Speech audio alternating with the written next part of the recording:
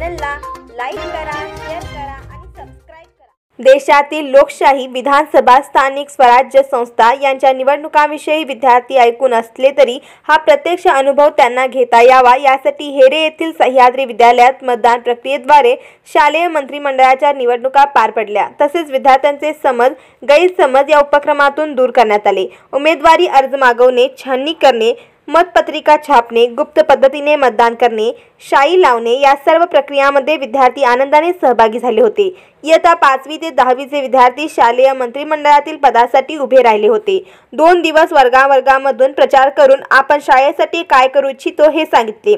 भारतीय लोकशाही अधिक सक्षम व्हावी, विद्यार्थ्यांना लोकशाहीचे महत्त्व कळावे या उद्देशाने मतदान प्रक्रिया घेण्यात आली आहे, असे मुख्याध्यापक UL पवार यांनी सांगितले। या निवडणुकीत इयत्ता 5वी ते 10वीच्या सर्व विद्यार्थ्यांनी मतदान केले।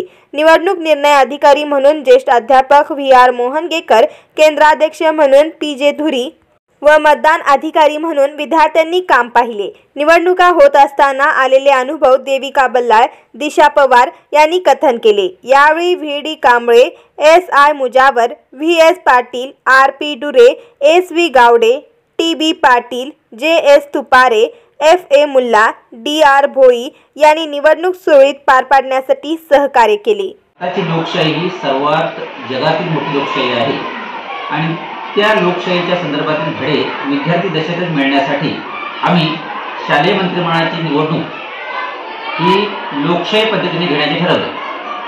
त्यासाठी पहिल्यांदा उमेदवारी अर्ज भरून घेतले, उमेदवारी अर्जाची छाननी केली आणि छाननीनंतर जे उमेदवारी अर्ज टिकले त्यांच्यामध्ये निवडणूक घेण्यात आली।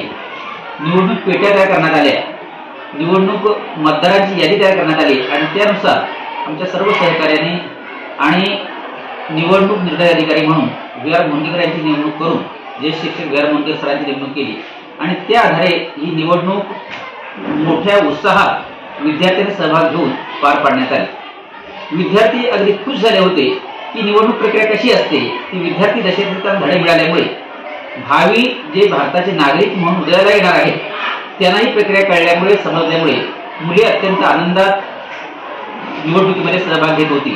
प्रचार प्रक्रिया आम्ही आधी 2 दिवस चालू केली होती। 1-2 पिरियड त्यांना प्रचारासाठी देऊन त्यांनी प्रत्येक उमेदवाराने आपला प्रचार विद्यार्थ्यांपर्यंत कसा पोहोचेल, प्रत्येक मतदारापर्यंत कसा पोहोचेल प्रचार आणि आपली बाजू मांडण्याचा त्यांनी प्रयत्न केला आणि अशा प्रकारे ही निवडणूक प्रक्रिया आम्ही जवळजवळ 2-3 दिवसात पूर्ण विद्यालयामध्ये पार पाडली आणि त्यामुळं विद्यार्थी अगदी उत्स्फूर्तपणे त्यामध्ये सहभाग घेतलेला होता आणि विद्यार्थ्यांना या लोकशाहीची ओळख, मतदान प्रक्रियेची ओळख चांगल्या प्रकारे झाली असं मी म्हणतो।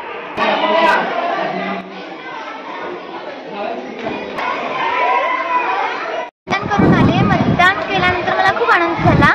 मतदान प्रक्रिया कशी असते ती आज मी अनुभवली।